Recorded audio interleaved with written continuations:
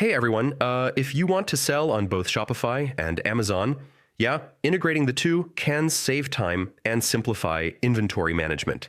Let's walk through the setup. First, make sure you have an active Shopify store and a professional Amazon seller account. Inside Shopify admin, go to apps and search for an Amazon integration app like Amazon by Codisto or similar tools. Open the app and connect your Amazon seller account. Follow the authorization steps.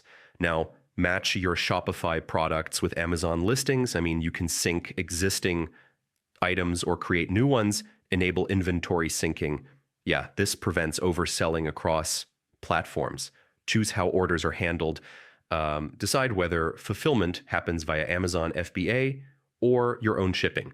Before going live, check Amazon fees and profit margins. I mean, marketplace costs can affect pricing strategy. Place a test order to verify inventory updates and order flow.